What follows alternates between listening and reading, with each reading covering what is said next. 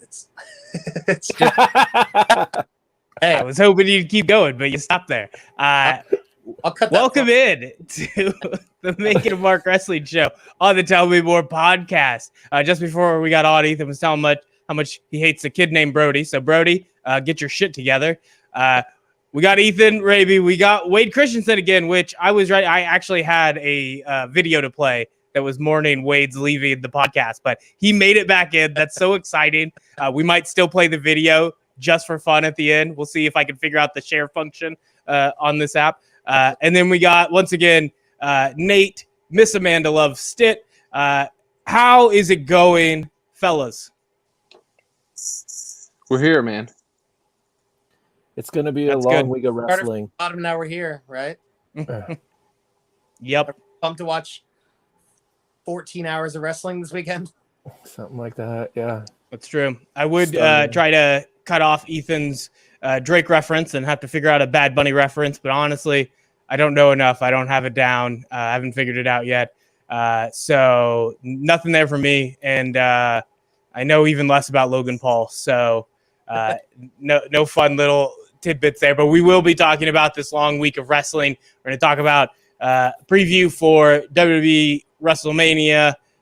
We're going to talk before that, though, NXT Stand and Deliver. So I've got another one there. But before we get into that, because it's taken us so long, I'd wanted to set this up. We had plans, and then not only did everybody else's schedule not line up, I just got in the end of basketball season and wrestling and had zero chance to even just fit a podcast around that. So I just gave up. As soon as it didn't work the first time, I was like, we'll get to it. We'll get to it. So we are going to do that today. We're going to talk about AEW Revolution. I think we'll start with that. We'll knock that out, and then we'll move to some previews because I want to hit Revolution, and then some of the stuff we'll talk about going into WrestleMania will be some of the recent developments that I think we kind of have to hit everything in order. I think if you get too out of sorts, particularly when there is going to be a little bit of a WWE AEW crossover, not only us talking about the end of the Wednesday Night Wars, but also that special episode of Broken Skull Sessions that will be on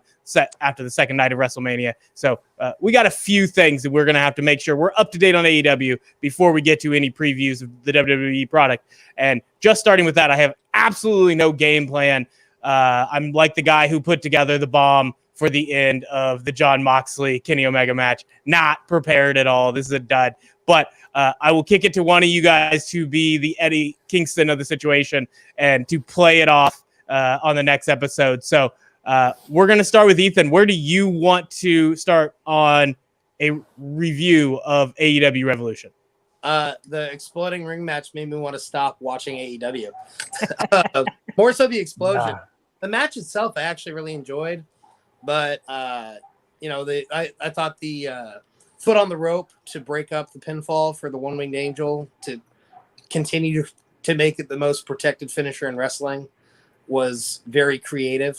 I enjoyed the match, and then the final moment, I kind of knew it was going to be a dud, but then I hoped they would surprise me, and it was Sparklers. Sparklers. I wanted an M80, and it was Sparklers. So it kind of honestly overshadowed anything else that I got a dog and a cat harassing me. That I did enjoy. I mean all right. I guess the Young Bucks match was pretty great. That was very entertaining, and I recommend go back and watch that, especially if you like tag team wrestling. But yeah, coming out of Revolution, that was really kind of, I think in the moment that night, I enjoyed a lot of it. And then thinking about that show 2 weeks later, like, oh, you mean the show that had a fucking dud of an explosion at the end? So I don't know. I didn't even want the explosion. They just promised it. I thought it was a crazy So yeah, I think definitely that took away from a lot of whatever buildup there was for the rest of the show. But, those things happen in the moment. Like they can go wrong. So I guess the thing is it just that it didn't work, or is it entirely Eddie Kingston selling it to high heaven and nobody having the wherewithal to abort mission when they realize that doesn't even live up to a redneck 4th of July, let alone a, barbed wire explosion match that it was billed to begin with, and the detonation that was, the entire point of the way they worked that match. I mean, yeah, the selling, you can't. I don't think you fault Kingston in the moment. I think if anything, it would have had to have been like another party that comes out and saves it and acts like it was going to be some kind of grandiose finish. And I don't know how you handle that. That's weird damage control at that point. Anybody else? Yeah, I don't know what else you're supposed to do in that situation. If you don't sell it, then you just look like an asshole that didn't sell it. So, like, it's one of those, like, can't win for losing type of deals. Like what the fuck was he supposed to do? Yeah.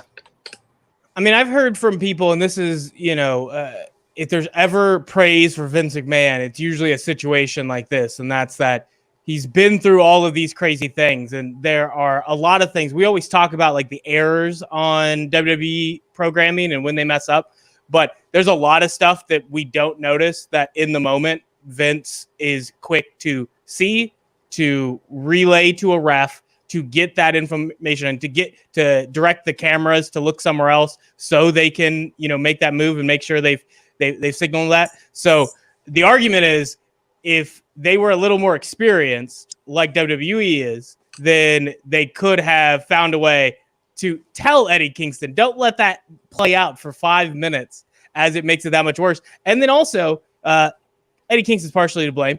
The announcers, which wouldn't be saved in WWE, because I don't know what the disconnect is, but nobody's good at getting the announcers to figure out what's happening and react appropriately. So they kept talking about it as if it was a big explosion, which is much worse than Kingston, because Eddie Kingston next night plays it off perfectly, talks about it like he really believed it blew up. So, it was almost like post-traumatic stress disorder, that you don't need an actual explosion. You don't need to be hurt to have thought you got hurt in that sort of, high pressure situation. And so he gets to play it off. Yeah, if you want to call me a little bitch, meet me in the ring and I'll show you what's up.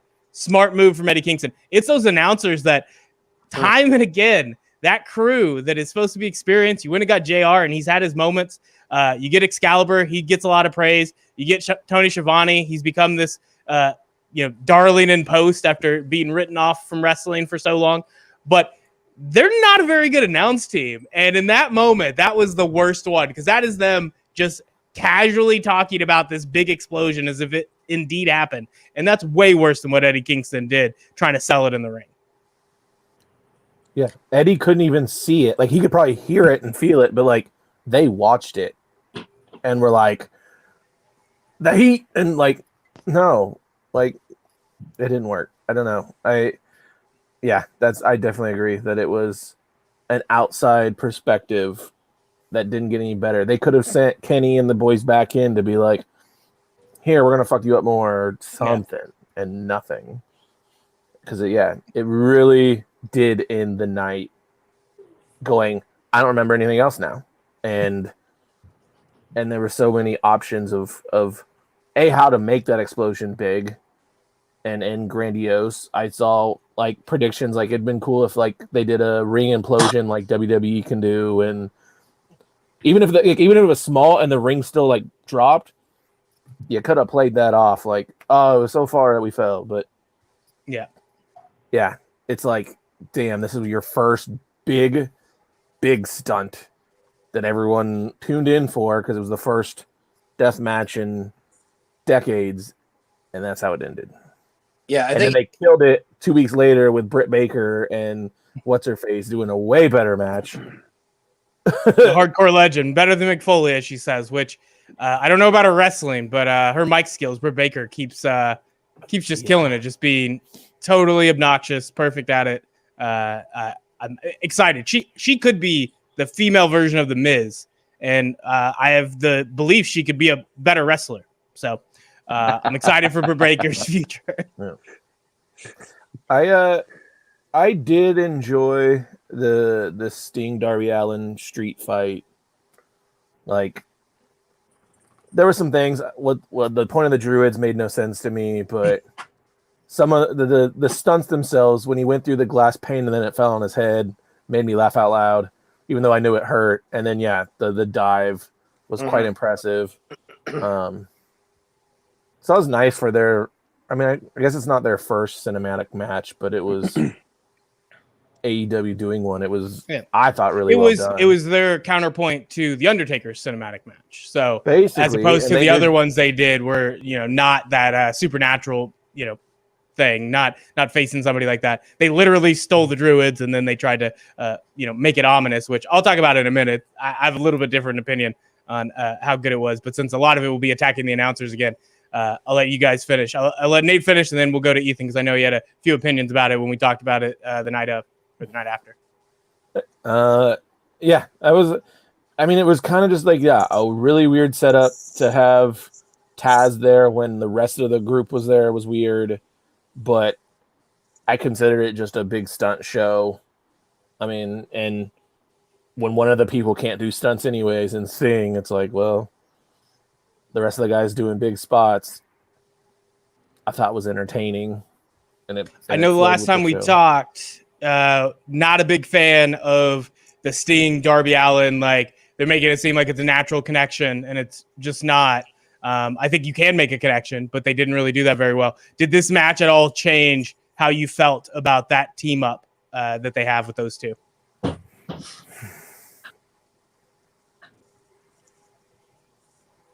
The answer is no. That's a good answer. You said it with your face. Yeah. Ethan, what you had some more positive things as well, so we'll let you get in before I do my negative, and then we know that the tiebreaker that always goes to. I just want Wade to keep that straight face, and I'll have no idea how he feels until the bitter end. Ethan, go ahead. No, I actually really enjoyed it, though. But the thing that, like, if I was going to knock it down like a full grade, is that it didn't need commentary, and the commentary that was provided wasn't all that useful. I think that if it had been shot just fully cinematic and cinematic match with live commentary over the top doesn't make any sense. And I saw it as more than just moving from high spot to high spot. Like, I saw it as more of a kind of a street fight kind of match. The Druid part's weird, but other than that, the setup for the entrance was cool. I enjoyed that. I like the kind of campiness of it. And Darby Allin sketching is always something I want to see on my TV. But I really enjoyed it. The commentary was my biggest thing that took me out of the match constantly.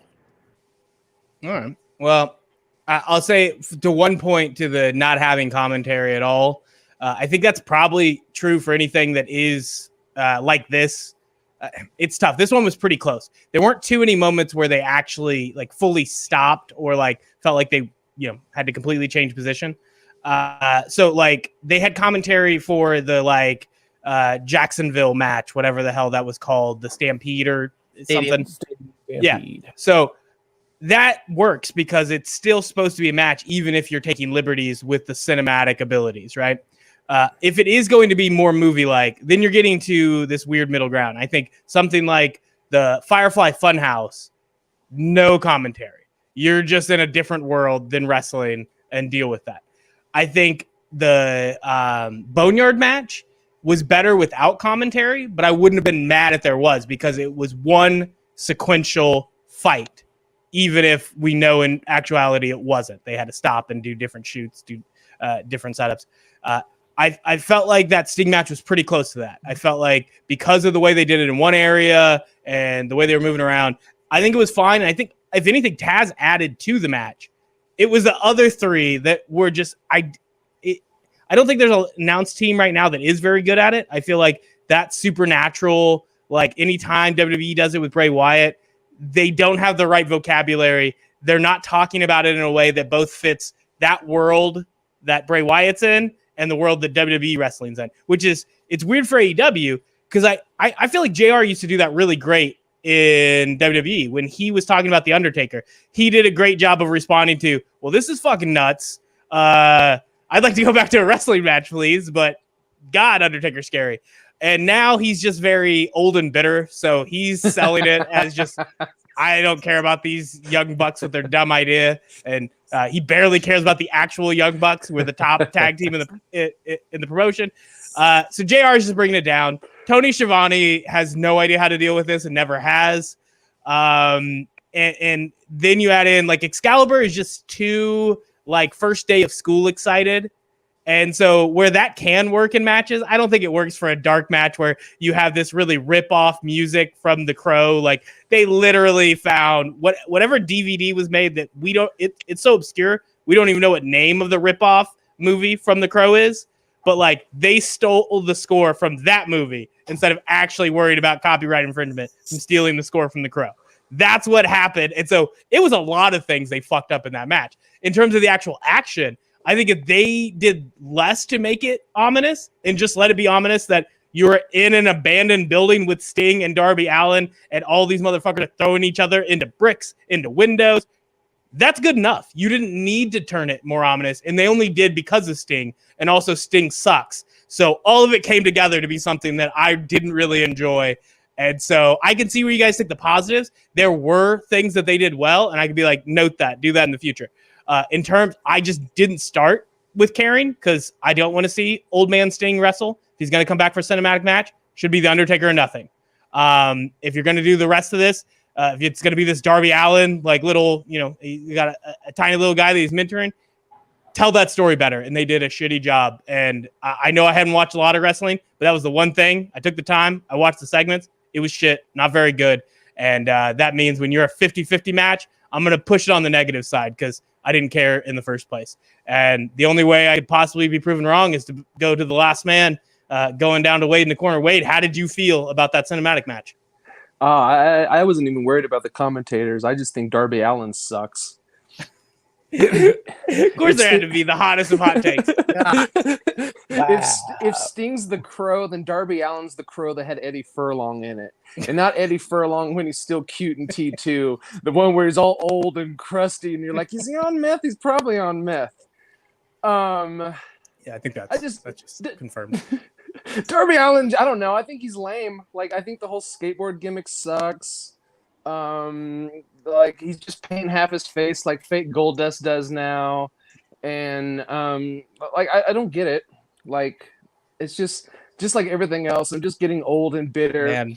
And everyone. My video at the end is going to be that much more funny when I show all these old pictures of Wade and he's talking about how lame this skater gimmick is. And I got a half kind of excited. Painted. This way. I don't think there was face paint, but there might be a certain color of hair that I wouldn't imagine Wade having. But whoa, you did some deep diving. I did some deep dive. Deep dive. I had some teenage angst, but unlike Darby Allin, I got out of it in my 30s. So how old is Darby Allin? I don't know, 35. He's got to be close to 30. No way, he's 35. Too old. He's to like be 25. Like that. He's like 27. There's no way he's 35. That's crazy. Well, you could have fooled me. All right. Wait, just skateboard. I know. I last time I was on a skateboard, I knocked out 4 teeth. So I'm really just jealous. You see these? See these? They're not real. That's good. That's good. I don't know that I wanted to have Wade on my side to take down the match, but he attacked the only thing that I'm not ready to attack. I think Darby Allin could use some work. He could be booked a little bit better. I think we disagreed on this from the get-go of AEW. I thought that first promo he did going into the match with Cody, I really enjoyed, and I could understand where you thought it was a little bit more on the corny side, but at the very least, it's kind of how I feel. I was thinking back to like when Ronda Rousey cut like the soy boy type promos of, calling Becky Lynch a millennial. I was like, she nailed a person that we hate in real life.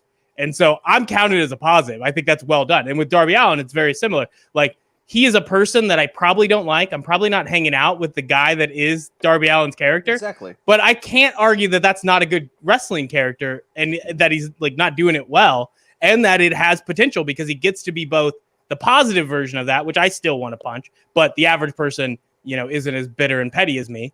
And then on the other side, I think when he turns heel, we all get to enjoy the douchebag version of that gimmick. So for me, it's positive. Like I'm going a thumbs up with Darby Allin, thumbs down with Sting, the announce team for AEW, and whoever is putting together the score for the cinematic matches. Yeah, get a new guy, get somebody else. Go. They didn't WWE fire Jim Johnston? Like, come on, step in AEW. This seems like an easy match. So just get that going. But I wasn't a big fan of that match, and then the rest of it. Man, I was definitely distracted when I was watching. I had to go back and rewatch the Young Bucks because the first time it went through, just wasn't paying enough attention. But they always put on a phenomenal match. And the big thing with them is character work. And I think once we get, I guess we'll do it here. There's no point in looping back around to the weekly product of AEW because we got so many things to talk about. But I feel like going into that match, there was very little from the Young Bucks that I've cared about, that has worked. And even with the Kenny Omega stuff and bringing in Don Callis, hasn't worked. And I know how Wade feels about Don Callis, very negative. So you'll get a chance to yell at me here in a second. Don Callis freaking brought it on whichever recent AEW Dynamite when he gets into, is it Matt Jackson that he's basically calling a coward and Matt won't step up. And then finally he slaps the crap out of him. And that whole segment, I would normally have agreed with Wade wholeheartedly. Don Callis has never done anything, and a lot of his resurgence has been announcing. And maybe I just hate announcers. Was not very good at announcing. Like I didn't understand. People kept pointing to him and Kevin Kelly, and that really gets me because I didn't want to be mean to Kevin Kelly. Seems like a nice guy. He's worthless. The fact that he's won multiple Announcers of the Year awards for Meltzer pisses me off so much because he's not good at announcing. Nice guy, don't want to be mean, but fuck. Like, don't give him awards. And Don Callis didn't help. That's all I'm saying. But in terms of what he brought as a manager, like, it seemed like nothing, and then all of a sudden one promo where not only did he deliver, he did what his job is. He brought Matt Jackson to a place where I care about Matt Jackson outside of the ring. And I'm not sure that that's happened for me with the Young Bucks at all. I think even the early promos for AEW, I like the shell of the story. Like, I think it's there. I think there's something to be told. And their promos, similar to Kenny Omega, just felt like underwhelming. I think particularly Kenny Omega was just trying to avoid the kind of like over-the-top anime-style promos he cut in New Japan. But the Young Bucks, it was like they didn't have a reason to be as lackluster as they were, considering they were the top guys. And nothing's happened with them to this point. And I still don't know. That's still not a promo from them necessarily, other than the reaction that Matt Jackson has from getting slapped. But it made me care. Made me want to see what they do next. Makes me want to see how that story plays out with Kenny Omega. And does that slap start a bitter rivalry, keep the feud going? Or does it make Matt Jackson fall in line and help out Kenny Omega take over AEW? I want to see what happens. I want to see how it plays out. So good job, Don Callis. And, we'll do the circle around again. We'll see how everybody else felt about Young Bucks match and then we'll get to Wade, the arbiter of truth. Ethan, how'd you feel about Young Bucks, and how much have you kept up with that story going into the last few weeks? I don't know. You kind of covered everything that I could say on it. I think that their match at Revolution was my favorite match of the night, and I think that, kind of like you said, like the characters of the Young Bucks, I care about their characters in ring. I think they're very good in ring storytellers and play their characters well in ring and know their roles. But like anytime that they're in promos, and maybe it's that I need to watch more Being the Elite, but I've never found a lot of depth in it. Like, it's enjoyable, but like you said, the stuff with Don Callis kind of adds a deeper layer, which is nice. So kind of a light take to balance out whatever hatred is about to come. Nate, I assume how much of the YouTube stuff, the various videos they do, have you watched? Because I think for a while there's I feel like anytime I hear something specifically cool happen, I'll turn it on. I'll put it on YouTube. I think Ethan's probably pretty similar in that. But in terms of there is a group of wrestling fans that watch it week to week, keep up with every moment of it, talk about it, and that's part of wrestling. And then there's also the part of wrestling where you have to assume there's wrestling fans who will pretty much never watch it. And if your character sucks without the extras, that's not good. You have to be able to show within the weekly show whether that shows up. How much have you watched that? And how much do you think that plays into where the Young Bucks seem underwhelming to people who might not be keeping up with all of the extra stuff outside of the weekly shows?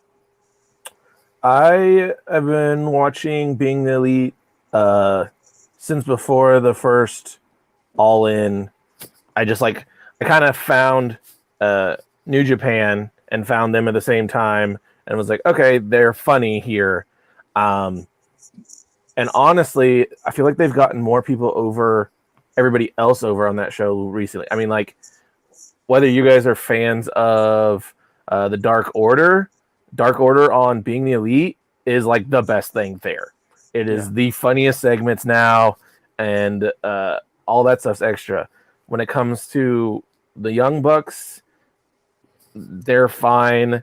Gallows and Anderson, all they do is make jerk off jokes, which can be funny, but has nothing to do with the show. And so really, they haven't transitioned it to the show. If you watch it, you'll get it. If you don't watch it, it might not help.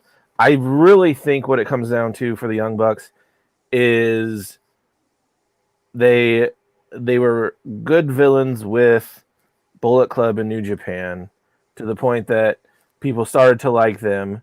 Then they watched Being the Elite and were like, oh, we actually like you because you're cool off camera.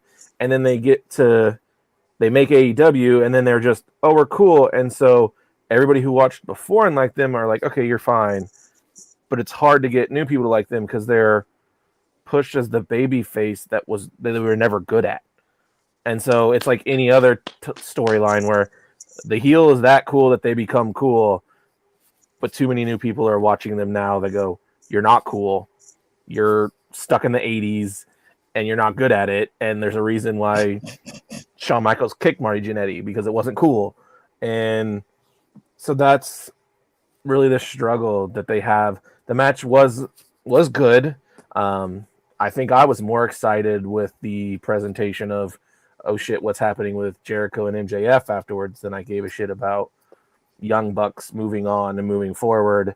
Their storyline now with the whole breakup with Kenny Omega is all right. It's like cool. Don Callis is whatever. I mean, he's I mean, if I'm supposed to hate him, I do, but I think it's not because they're telling me to. I think it's because you're loud and annoying and you act like you know what you're talking. I mean, you're fucking, what's his name? Not the guy with the glasses. Jim Cornette? Yeah. You're basically trying to be him, but like Jim Cornette lived it and you're just faking it. So it'll be fun. It's weird that they're already having a triple or a 3-person tag team with Jon Moxley on their side. And it's like, unless it is a swerve, it's like they shouldn't be with him. It was 3 months ago that they would have been on Kenny Omega's side to fight Moxley. Yeah. So. Well, I mean, I think that's what the Don Callis promo really helps, though. Like, it escalates it fast. And so now you do have that kind of, okay, there's a reason this match is happening. And we don't have a good reason to believe, as opposed to like, okay, the sides are clear and there might be a big turn. In this case, it is that middle ground of, well, yeah, it would make perfect sense that the Young Bucks simply turn on Moxley and go back with Kenny Omega. So Moxley, and he's delivering the promos that way. It's like, I don't trust you yet. I'm not buying it. But since we're both ready to kick the shit out of them, let's kick the shit out of them.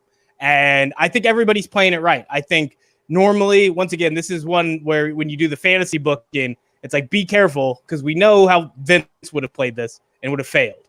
These guys are playing it right. It still could go wrong, and it's still, I wouldn't blame anybody if they didn't necessarily care about some of this because it did happen so fast that, you don't just get to do one promo and say, we're good now. But I'm that willing to be that flippant about it. Like, one good promo, I'm back in. Don't fuck it up now, but I'm in. Tell a good story from here, and I will try to quickly forget that you guys have been lackluster on the mic for, a year and a half now? Whatever. Like, It's been a while for them to not have done anything that makes me stand out other than, yeah, you guys have great matches all the time, which, as we know, that's half the battle. The other half, Young Bucks had not done a very good job. I feel like I'm ready to see it go, but I do want to get Wade's opinion. My camera went out again. That's great. But no. Wade, we'll get to you, and I'll fix my camera. Do you want to continue to pile on with Don Callis and beat down any positives I just gave him? Or would you rather go at Nate for attacking your favorite thing, which is Gallows and Anderson doing jerk-off jokes all the time? Man, like... I laugh at him. Like, I feel like I agree with most everything you guys had to say, but Gallows and Anderson just aren't getting their due here. I mean, hashtag keep dick jokes in wrestling. Callis, I feel like Callis is only here to be a tether from Gallows and Anderson to Impact. Like, that seems to be, like, literally the only thing he's there for, because he's literally adding nothing to this storyline. Like, this storyline could go the same way it's going right now without him. Like, he's just there to, like to talk more. He's kind of like J.J. Dillon in the Four Horsemen. Like, he's just fucking there. I disagree, but I'll let you finish. Yeah, I just hate J.J. Dillon also. No, you can pile on him. I just mean, I will counter that point about Don Callis not mattering, but I'll let you finish up first. And then going with the Young Bucks, they're in the same category as Kenny Omega is. Kenny Omega fucking sucked in AEW when he was a good guy. He sucks as a good guy. He just doesn't have the face, the look, anything as a good guy. But he's a really good bad guy, playing a psycho, making big crazy eyes at you. He's giving the Manson peepers and pointing finger guns at you. That's pretty fucking cool. Also, the Young Bucks are good at being little shitheads. They're not good at being good guys that are standing up and doing the right thing. They're good at being the little assholes that would fuck with you in grade school, and then when you went to hit them, they were too fast for you to hit. That's what fucking the Young Bucks are good at. And I feel like they didn't, like, it took them a long time to get the tag belts and to get, like, any sort of good storyline going, because they're like presidents of the company.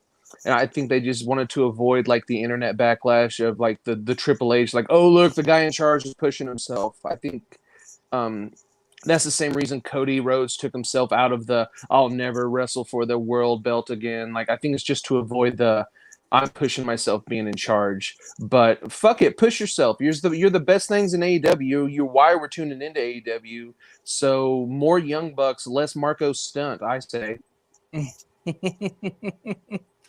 Yeah. Okay. So you really got me on the end there. With they did make a huge mistake with them being good guys coming in, but I don't even think it was like the Triple H like being the authority figure backlash. If anything, they could have played into that a little bit more and tried to do it better without it being like the guys in control. That could have been the main friction between everything they do. And instead, they were one-off jokes where people are like, whoa, you're the president, da-da-da-da-da. I think if they would have played that up a little bit more, it would have worked. And this is one where it's my first chance to blame the fans in a long time, so I'm going to jump in and do that. Fans' fault. They made it where it was impossible for them to be anything but the good guys, even though they need to be the bad guys. And that doesn't mean you can't end up cheering for the bad guys like wrestling fans do. Go for it. Fine. Whatever. But they turn them into folk heroes. You can't start this promotion and be the savior of wrestling and come in as the bad guys. So they had to be the good guys for at least a period of time. They were stuck in that role. In fairness, their matches are so good. It made up for the fact that they really couldn't do that. They dragged down some of those stories, or at least they were kind of running in neutral, but they're all so good at wrestling that it didn't really matter. Like I put it as sort of a negative, but that didn't mean I wasn't psyched every time, because when you're that good at wrestling, I'm going to be psyched for the pay-per-view. Even if every time I see you on the mic, I'm like, what's the story? But you guys are the storytellers. Like, you're the ones better than WWE. WWE fucks up because I don't know what story you're telling right now. They had that problem for so long, and that's why I think with the Don Callis, and you're talking, he brings nothing to it. Well, he does bring something to it. He's the catalyst, because otherwise, even with the heel turn, they're not doing anything. They're not making a story. And Don Callis is the first bit of story. Don Callis is the guy who can get into Kenny's ear. He can be the manager that gets him pushing in the direction of, yeah, why aren't you doing the things that made you great? Why are you being this little bitch who can't even point the finger guns at people anymore? Like, we need you to step up. We need you to actually be the cleaner again. And when that happens, that friction between the Young Bucks, otherwise they were like doing a little bit of friction with like Adam Page in there. And that was wasting Adam Page's potential, wasting months where even though you got some good matches out of it, these guys are running in place in terms of their characters, because what is the friction? Like, it didn't make sense to me that they were battling each other over the tag belts. Did nothing for them for at least half a year. And then now Don Callis, within a couple weeks, which at least a couple weeks of me watching, I don't know how long he's actually been working with AEW at this point, because I wasn't watching the weekly shows. But within just a couple segments, normally if you told me, go watch Don Callis, I bet he does great, I'd be like, well, that's bullshit. That ain't going to happen. But no, every time I was told to look, Don Callis did something to push them forward when they were doing not a damn thing for themselves. And maybe otherwise he is worthless. He can never compare to Jim Cornette, and I don't even have that high of opinion of Jim Cornette. But in this case, Don Callis came in for a job, and he got the job done. Wow. There's my best promo defending Don Callis. I don't know who I am. Thank you for turning in for the latest episode of Heroes and Heels. My favorite segment being on there. If the good guy that you got wrong, or the bad guy that really is the good guy. Like, I don't plan on doing a show about Don Callis ever, but I'm glad I did this little snippet for us. Didn't know we were dealing with the head of the Cyrus Virus fan club here. Sorry. My mistake. Did you not see the dot? I put makeup over the dot. I wipe the makeup off when I go in public, but right now I got it covered up. But yes, big fan. No, I'm excited for what these guys can do going forward, and otherwise was not. And, for the rest of the show, I'm trying to think of other people where they could really get a big boost going forward. Like, the only other one, I hinted to it earlier, Britt Baker has just been killing it on the mic, in which she was doing good, and they gave her like more time. And I think it was 50-50. It was pretty good. Now she's 100%. She's nailing these promos, and where she'd normally it'd be like a kind of like a note, like there's a bullet point, like make a reference that's gonna should upset old school fans, but if it doesn't hit, then you're just like, well, that was lame. She nailed it. She went after Mick Foley, and she didn't miss at all. Nailed it. And the main thing being the ring work, which you just have to play into it. If you want her to be the next, character that's like the Miz, which I originally thought would be MJF, sadly, he's pretty good at wrestling. So he can get by on the mic and the wrestling. But if you want somebody who's bad and is going to have to just cheat to win, and realistically, because I don't believe they can beat anybody who's a real wrestler, Britt Baker, go for it.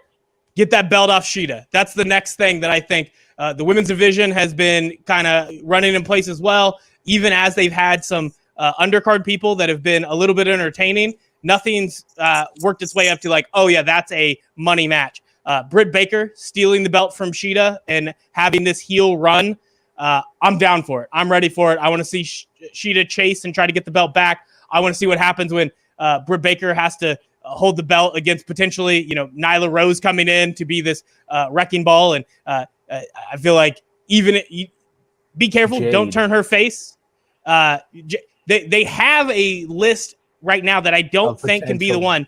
They can't go up against Sheeta right now. They can't be thrown into a one-on-one main event. But if they're just part of it while Britt Baker is being the chicken shit heel that keeps stealing it, perfect way to make a real storyline happen in the women's division. So I do that now. Get whatever it takes to get that going as the next storyline. That's what AEW needs for the women's division. I agree. I think it's very that WWE's women's better. And I think that's just because they haven't cared in AEW, but the girls have Britt Baker got back from injury. I think that was her biggest struggle at first. Was for 9 months she was in a wheelchair, not able to do anything. She was talking and she was getting better at it, but now that she's back and able to wrestle, beat Thunder Rosa, get past her, even though she technically lost that amazing dark match. Like you said, she can get the belt. The alien one, whatever her name is, that just came back this last Statlander. I enjoy her. I mean, she's weird, but she's at least a face, so she can be a good wrestler and can go in there. Because otherwise, it's all the heels. They have just the female heels that can talk and yeah, Jade's the one that I just see a future for her. She reminds me, I mean, she reminds me of Bianca Belair in that she was young, but she's fit as hell, and she just tells you what she's thinking and then goes and backs it up. Like, that match with Shaq was actually quite entertaining for him not knowing how to wrestle, she not knowing how to wrestle. I liked it. And they gave it to you for free. Yeah, I think that's a way to go, and it really is just how do you get people into the main event that haven't quite earned it yet. And yeah, Britt Baker's probably the perfect one to just find a way to make it a few triple threat matches that give somebody else some time in the spotlight so we can get accustomed to it, get used to seeing them in those matches. They can get used to it. And going forward, you can actually start to have a much better women's division, which, you look not the same type of talent, but the four horsewomen of NXT, like part of that was having four that were going at it. So you didn't have to start with two. And then when one has to leave the main event and now they face somebody who's not ready. No, you had four building up at the same time. That gave you more matchups in between. And even though maybe wrestling fans have gotten bored of it to this point and want a few more women thrown into that group, it really helped in the get-go to jumpstart the women's division. And if you can find a way to do that with a few of these women that are starting to gain that traction, but need somebody to help elevate them into that main event, I think it'll end up being Britt Baker, and should be fun to see how they go from there. Anybody have anything else for women's division? I do want to start doing rapid fire and get us out of AEW real fast. We'll have more for the next time we do a pod that doesn't have two previews happening. I want them. Okay. Speaking of also being the elite, on being the elite, Nyla Rose and Vicky Guerrero do characters where they're like nuns and they just steal everybody's stuff and sell it. Why? Like, it's funny, it's stupid, and it's a change of pace. Like, I don't know why they're not. And they have some. I don't know who the preacher guy who's like a demon is, but it's like they have two different characters. They have the native beast, and then they have this one, and change it up. Nyla's proven that she can show that she's dominant, but there's like little to no character. Did I just lose everybody? I mean, we're here. I'm here. Okay, because everyone went black all at once, and I was like, maybe I talked too much. I shouldn't have mentioned a demon or something. No, you shouldn't have promoted Vicky Guerrero. That's the line on this podcast. And excuse me. No excuse. No excuse. But one of the things, and I didn't want to like put this as just a one hit. I wanted to talk about it a little bit more, but we went a little bit long. That's my bad. Sorry. But Inner Circle facing off with the Pinnacle, I think this was one that, man, it was so weird. I felt like this was another one that was kind of lackluster, even with it being Chris Jericho and MJF. I just felt like because it was such a like simple premise that what was the big moment of MJF being a part of the Inner Circle, right? Like, I don't remember anything that really stood out. But the moment they do the break apart and MJF starts his own faction, that has been grade A television every second of it. And it's one of those things that, I'm willing to just immediately ignore what was happening before, as long as you're doing good shit right now. And, in a non-ironic way, stealing a Vince quote, that is such good shit. Like, loving every second of it. Even the throwing MJF through the Pepsi machine looked real, looked like, actually hurt. The way they were beating the crap out of each other, like a type of street fight that got extra bloody, but not in a gimmick way. Like, it felt like a real fight. It felt like the Pinnacle just getting utterly owned by the Inner Circle. And finally, Chris Jericho doing something that, if he's going to turn face or be the face in comparison to the Pinnacle, I need Chris Jericho to turn slowly. I can't have him immediately become the normal, good guy, because he's been such a dick for so long. It has to be he's just the good guy in comparison to MJF, and they've been doing it great. I've loved every minute. How have you guys felt about the creation of that second, super group, and to have it where both have been the shittiest of heels for so long, and now they're getting to face off, and we all just get to decide which asshole group we love more? I think that MJF spitting out toilet water is the best thing I've seen on television in like 10 years. That whole street fight was great. Like I said, like his time with the Inner Circle didn't really seem to matter much, other than the fact that it helped launch this rivalry, and that's all it really needed to do. And I like the idea of it being like two shit heels going up against each other, and one thinking that they're the good guy, and then maybe having down the road some kind of broader scope image where they all kind of get their asses kicked by all the actual faces that exist in AEW. All it's missing is William Regal yelling War Games, but I don't think we're going to get that on AEW TV. Who knows? Maybe that's what Chris Jericho and Stone Cold talk about on the Broken Skull session. That's the only guts is what they called it. Like, I would talk about. I had Miro on the list, but I'll save that for another day. I don't think it really matters. And then I don't really want to waste time talking about Broken Skull sessions. I don't think they're going to talk for any more than maybe a second of mentioning AEW even exists. Do you guys agree or disagree? That's the only thing. Like the implication is that WWE is bringing him in, and it can't just be a WWE conversation. Stone Cold's going to keep it real, and he's going to have at least a little bit of time to talk about Chris Jericho going off to AEW. Do you think there's any time at all on that Broken Skull session where they're talking about the rival company? Sorry, real quick. You just summed up Miro's time in WWE perfectly. I was going to talk, but I don't have time for this. Did you say WWE or AEW? Because it doesn't seem like anything has changed. Anyways, you get your look on your face. He hasn't done shit, man. Hasn't broken down one Eminem style rap. I'm out. And the weird thing is, I believe Rusev has potential. And I'm glad he's getting to work out the kinks of what he's not good at, which at this point is riffing in character. He's good at making jokes off the cuff if he's just hanging out on a stream, if he's just doing some backstage stuff in WWE. When it's within this badass character, he is not pulling it off as being funny, but also this, just monster. And he'll figure it out. He has enough charisma to figure it out. But what they've done so far, if you're going to tell me any of that's been good, I feel like his is the opposite of what I was saying about Young Bucks. They should have had him be a lot more face coming in.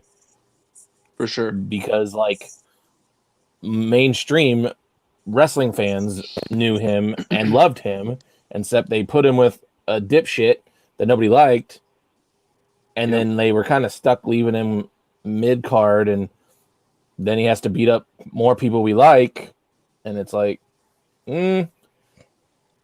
we would love him to be the badass Rusev from the beginning where he just destroys everybody, but he's got to do it with a smile on his face and not with a guy we don't like. Yeah, and I think he could have still been a heel. He just couldn't do it within this group that doesn't make much sense. Any of the stories that they're telling, I get that, Rusev wanted to be allowed to do his funny thing, but when he even got the chance in WWE, he was a face. So don't keep trying to be funny as this heel there. Do what you know how to do, and then branch out. Then move on to those other things. And now know that you can, because Vince isn't there to, keep you in shackles or whatever the hell it is. You have the opportunity to be yourself. But in this case, definitely seemed like the pressure was on. Seemed like he wanted to knock out 30 things Vince wouldn't let him do, but all in the first 4 nights of being on AEW. And none of it made any sense. None of it got him started on the right foot. And yeah, I have faith in him, but yeah, don't care about a single thing he's done, which is why I had that face and just tried to skip it, but Ethan wouldn't let it go. Ethan wouldn't let it happen. And then Wade defending his man down there as if he had watched any of this garbage. Come on, man. But yeah, let's move on. Do you guys? Let's do NXT Stand and Deliver, and then if we have to be here for 3 hours because we're talking about 2 nights of WrestleMania, we'll get there. But we'll hit NXT Stand and Deliver first. The big thing for me, top of the card is Finn Balor carrying Cross. I know my opinion, but we're gonna do reverse order. We're gonna let Wade jump in first because last time we had talked to Wade, great soundbite of talking about how Karrion Kross is just some random TNA guy. Like, he might as well be a TNA guy, not even knowing that Karrion Kross was a Impact guy that came over. So Wade, with everything that's happened so far, with the way they've built this up for these two to fight, Karrion Kross coming back from the injury, how much have you watched, and has your opinion changed at all about Karrion Kross' status? Is he still just some random TNA type guy? Now, Mac, that was a beautiful introduction, but I haven't watched any NXT. I pretty much know nothing going on there. Karrion Kross is still nobody to me. I saw all the big matches he was supposed to have before he got hurt and didn't see the hype behind him. I said it before and I'll say it again. He's nothing but an entrance. So yeah, that's still my opinion. Nothing but an entrance. Don't care. Didn't you say the same thing about Finn Balor when we started this promo? Finn Balor has the same match over and over and over again, and now he's not even the demon anymore, so who gives a shit? I just love how I bet a bunch of people were like not in agreement with Wade, and I found the perfect way for him to say the thing that gets everybody against him, which is so easy to figure out. Yep, Finn Balor, just another entrance, just like Karrion Kross. Let's go to the rest of the people that might have seen a little bit of NXT. We'll start with Nate. How are you feeling about this championship match at the top? I just find it hilarious for not having watched this show before. That's literally what my thought was when you were like, "I don't give a shit. He's just an entrance." I was like, "That's Finn Balor." So I was like, "Okay," I got pointed out before I said it. That's honestly really how I feel. It is. I'm sure the match will be fine. They're going to hit big things. I think for me, Karrion Kross's biggest downfall is he doesn't have a good finisher. Like if he had an entrance and a finisher, we could talk, because I mean he is imposing. He can sell a little bit. He had a match not too long ago where against all 3 of the little guys, where they outnumbered him, so he had to sell some. I would say I end up watching AEW more, or at least having the sound on AEW while watching them both at the same time. This one's probably one of the least ones I'm excited about build-wise, but I'm like, I'll enjoy it. I can almost guarantee it's not match of the night at the end. All right. Well, I mean, that's fair. It's always tough company with NXT. I do want to go up to Ethan, though, since there has been an attack on Karrion Kross. There's been an attack on Finn Balor. I have a feeling he disagrees with at least one of those. Ethan, how have you felt about this program and the 2 wrestlers that were just slandered? I don't really give a shit. I hate to say it. This is normally where I'm on the opposite side of Wade, and I love arguing with Wade. It's so much fun, but like I don't know. I'm kind of broken, I think. I wanted to care about Karrion Kross, but I can't even make a pun about caring and carrying. I don't know. There's all these things that normally I would do on the show, but wow. Yeah, I don't know. It's probably going to be. I do think it is going to be a good match. I do think it's going to be a great match. It's one of those things where a lot of what's going on in NXT, and I'm kind of relying on the video package. Like, it's the most reliable thing about WWE programming is they always have absolutely great video packages. So for the purpose of people being able to tune in and out, much like the participants on this show, and being able to kind of get a little refresher before is nice. But kind of without Demon Balor, I don't know. Yeah. Do you think he's going to show up? Because they made reference to him I don't know. I feel like they're going to keep him away for a while. That's kind of my analysis of just from what I have seen with Finn Balor.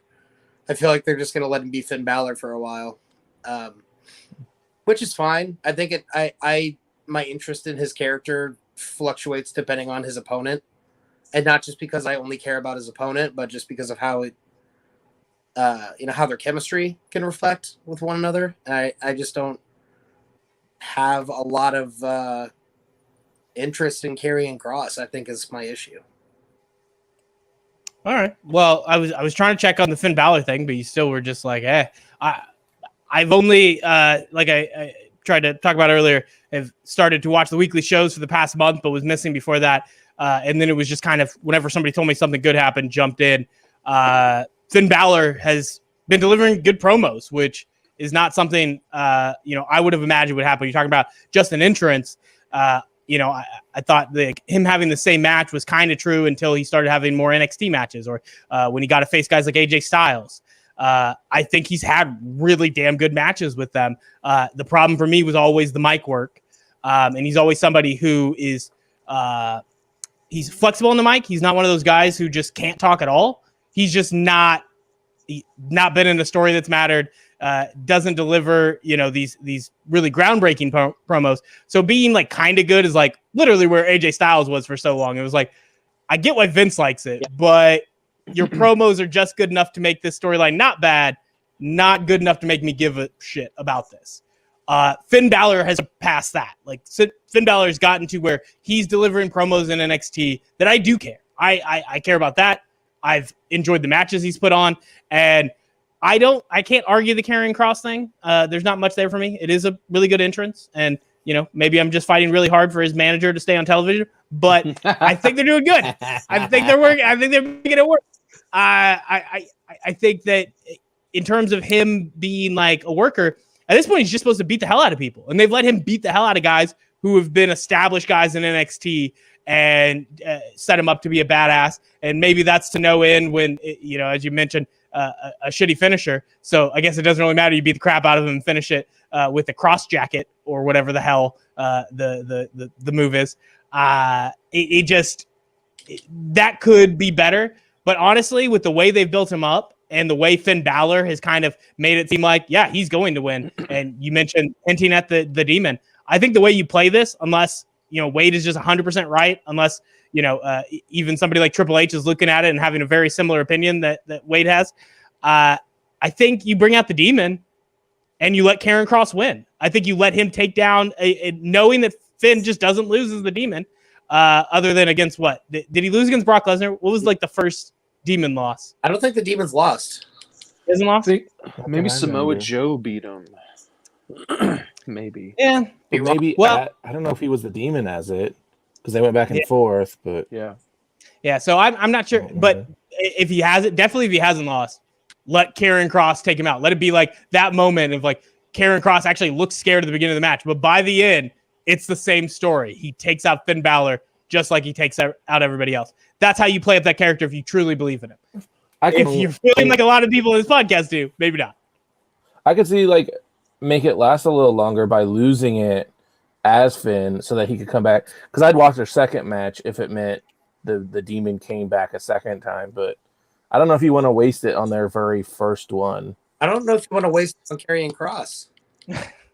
See, that was my concern. I think if you indeed believe Karrion Kross is that guy, it's not a waste because it pushes him to the moon. It's not even about a rematch between the two. And if anything, it's a rematch where Finn Balor has to build himself back up and try to get the win. But yeah, the question is Karrion Kross going to be that guy that carries this for a year? And yeah, it doesn't seem like there's a lot of support here for that. So not the best move. Before his injury, I'd be okay with it. But yeah, I mean, his initial push, I didn't totally get it, but I don't know. It seemed more authentic, but I don't know. Again, it's just a fucking Impact guy. It's like the same reason I tuned out of AEW is like they used Don Callis as like a branch to connect to Impact. It's just like it's like being best friends with the kid who shit his pants in 5th grade. Like it's just a bad look, and it kind of makes all your other friends look at you funny. Yeah, it would have been good if they stole some of the women's wrestlers. Like that could have actually really helped AEW if they got a few of them to come over and have some matches. But I agree. the other one we have to talk about, the other big match on the card being Adam Cole, Kyle O'Reilly facing off in this bitter rivalry that, man, this is actually one where one of the promos from Kyle O'Reilly took me out of it a little bit. I think when they had their little sit down, Kyle O'Reilly was going like super white meat babyface. And if that doesn't happen where I know for sure Vince McMahon is causing it, it makes me a little upset with whoever was putting that on. Because I think Kyle O'Reilly might be perfect for that, but he doesn't need to play into it. Him just going up against Adam Cole can allow him to be that character. So they leaned into it really hard, but I think he saved it. I think by the end, he pulled it back. And I think Adam Cole nailed it. I think him being that guy who's like, I'm just better than you. Like, you've been holding me down this Undisputed Era. You're pretending like you allowed me to be champion for this long, and you've just stopped me from being the greatest wrestler ever. Like, that attitude has been perfect. And I know that if they can do even 50% on the mic, these two are going to kill it in the ring. So I'm excited for that. Do you guys think that in terms of the build, that this has lived up to this moment, which is, the breakup of what has been one of the best parts of NXT over the last few years? It's been pretty wild breakup. Something that like they hinted at a while back, and I'm glad they didn't do it. So like I guess it's fine they're doing it now. Kind of got their run, but a Kyle O'Reilly Adam Cole match is something that like I do look forward to seeing. Yeah, I think that they could have. Yeah, they could have maybe done more, but I don't know what that more is. I think they've definitely done enough for this feud to make sense, having the payoff be, the WrestleMania week match. And I think that they've done enough also leading into it that match is going to be so good no matter what, that it feels like it is a big payoff to a big feud. Yeah. I agree with both of them. Like, I'm more excited for the match, the title match. Like, I don't know if I think the build has been the best, but the match is just going to be nuts. And apparently I'm missing something. I don't know where Bobby Fish has been in all this. Like, has he ever been in this? He's like, he's just been injured the whole injured time. for 9 months out of the year. And I think that's where I'm more intrigued of like, how is Bobby Fish and Roderick Strong? They kind of pushed him to the side already, and I'm like, if it's gonna be a breakup, it needs to be like a 4-way. So maybe like this is a build to that, but it is WrestleMania weekend. This should have been the big ending, not a build to more. So match is gonna be amazing. Build was okay for me. Are they gonna finally Cole up to the main roster? Because Vince ain't gonna know what to do with him because he's shorter than I am. And so I feel like come Monday, we're gonna hate it. But the night of, it's gonna be awesome. It's gonna be awesome. Yeah. I mean, I don't even want to think of what happens with where they go. I just want to see them finish off this rivalry. And I don't know. I don't think you need the other two there. I mean, like at this point, I enjoyed Bobby Fish at the start, and then over time it was just like, I guess you're the X-Pac of the group by like default. Like I don't know what's happening with you. And then Roderick Strong is like so good in the ring, but I mean he's so worthless as a personality. I mean, even as much as I enjoyed his heel turn, it's been so much better. I don't need him out there. I don't need him trying to sell this. Like get him out of the way. So if their one job is just to show up and pick a side at the end, that's way better than them being a part of this storyline. Get them the hell out of the way for the build. Let these two set it up. They're doing a good job. Let them have a real fight. And then if you need them to be a part of it, bring them in for a finish that is emotional and sets things up for the future, whatever it has to be. And I don't care which way they go. However they want that to play out, do it. Go for it. But I'm excited to see where they take it because at this point they deserve it. They deserve my undivided attention. And the idea that I'm going to sit there and, you didn't bring out Roderick Strong and a guy who has no ACL left. Like, nah, don't care. If those two don't show up, won't affect me at all. Wade, you've gotten upset by some of the weirdest things. Like, I have had way hotter takes, and these are the things that upset you. That I'm picking up Bobby Fish. I'm just saying, you say the shit I'm saying controversial. At least these guys are good. Oh, Jesus. I mean, are they good on the mic? And for Bobby Fish, I bet he's good, but I haven't seen it because he doesn't wrestle. He's never been in the ring. He's good for the group, and that was the whole point of Every the group. Yeah, every group needs a weird mustached guy. Yeah, everyone needs their Ringo. All right. I thought Kyle O'Reilly made up for that with like his weird rat tail thing happening. I thought you didn't need the weird facial hair because Kyle O'Reilly split the difference with the haircut. No. All right, that's fine. Sure. Grow up. Man, of all the things I've said, I can't believe these are the hot takes. God damn it.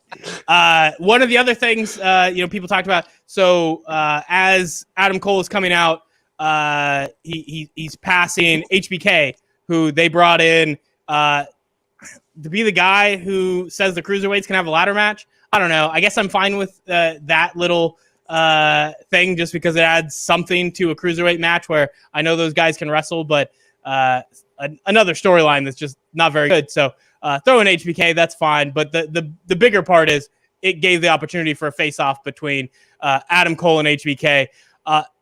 Does that work? Is that something that actually has any potential of happening? At this point, we know that HBK is finally regretting his decision to come back to Crown Jewel for that terrible match.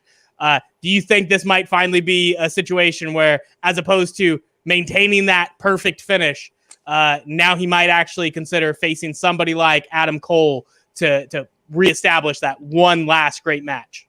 I think so. I mean, I think he's got it's like Undertaker syndrome, where it's like he was supposed to go out on his Mania match with Roman and was like, oh, I can't go out on that. All right, what's another match? Like, I can't fucking go out on that. Like, now it's like he had the perfect finish. Now he's got to, build it back to at least something that's respectable. And I think it'd be fun. I think it would be a good big boost for NXT, just as far as namesake goes. I don't know how good of a match it'll be. I don't know what Shawn Michaels still has as far as what he can put together in the ring, but if that's his last match versus what happened at Crown Jewel, then yeah, I'll prefer that. I don't know. Are they making a 7-part docuseries on Shawn Michaels right now? Do we know? Because if so, they did sign with Peacock, so they're gonna have to start coming up with some cool shit. That's probably the first thing they asked for. A cinematic Shawn Michaels match. Firefly Funhouse. Put him in the Firefly Funhouse. I'll watch that. All right, Nate, how you feeling down there? I don't think they'll do it. I could see Shawn on TV with somebody, but I just don't know who they'd pair him with. Like, I don't think he'll come back. But it's a fun one to make Adam look dick. Wade? Shawn Michaels already had the perfect ending once, and he fucked it up and came back for Crown Jewel for a payoff. So I hope we don't see him again, and we probably won't. I don't think he'll ever go back in. He'll just show up and super kick Adam Cole in a guest referee spot and fuck shit up like he always does. Oh, he said, guess what? Shawn Michaels is a guest referee. I bet he doesn't super kick anybody. So yeah, Wait. I hope he doesn't. But he can't. Why can't he? They banned leg slaps in WWE. Yeah. Well, he's So the yeah, Heartbreak NXT Kid. Stand and Deliver might be awful. It might be the worst pay-per-view ever. There's no sound. There's no sounds of slapping. Oh my god, No. I didn't even think about that. It will not be the worst pay-per-view ever because Worst NXT takeover ever. No. Because there's still the creme de la creme. Ciampa and Walter are gonna fuck shit up. Yes, sir. All right. They're gonna Fair fuck it about up, that. man. It's gonna be a lot of chest slapping. There's gonna be some red, bruised, purple chest at the end of the night. He's gonna do the bit where you seen those matches where Walter works the neck, and no one can sell a neck injury better than Tommaso Ciampa. Because he actually just has the neck injury. I think he's fooling all of us. I think we're all getting. Yeah, I love it when they show like the video of like Ciampa like in surgery and he's like fucking working us again. Son of a bitch. Classic Chelsea. Just selling that neck injury. It's the same room that Vince got the bedpan. They just have a hospital room in Stanford. I'll take it from here, nurse. The one and only local medical facility. So, yeah, I'm excited for that match. I think that one needs no buildup. Like, I don't have to know what the hell is going on. I know that at some point Walter beat the hell out of somebody in the back or was threatening somebody in the back. But like, in terms of how you get a match with those two, like, I don't need anything. I just you could tell me the night of. You just be like, this was Eeny, Meeny, Miny, Mo, and we picked these two, and like, yep, I'm in. No video package. I'm right there. The other match that is on the card, you got the NXT Women's Tag Titles. You're gonna have Ember Moon and Shotzi Blackheart going up against. I didn't realize they had a name. The Way, Candice LeRae, and whoever her little sidekick is. It's actually written on my notes, and I'm not willing to say it out loud because I just want to, stamp the fact that don't know who she is and don't really care. In terms of pair-ups, like we've talked before about just pairing up two random, good superstars or two top stars. I think this type of pair-up is probably genius because Shotzi Blackheart is somebody who has a lot of potential, but it was hard to see where they were going with it and what they were going to use her for. And then Ember Moon was somebody who went up to the main brand, and even before the injury, is just somebody that has a lot there. But, I can't even blame Vince if he doesn't know how to use Ember Moon. I don't think I could fantasy book Ember Moon into a great championship match, minus saying, well, she's good in the ring. Let's watch her go work. Putting those two together, and I know what Candice LeRae can do in the ring. I don't know what her other person can do. But I assume this is going to be a pretty good match. And at the very least, I've not been able to say there's been a WWE Women's Tag Titles where I'm like, ready to watch that, see how that plays out.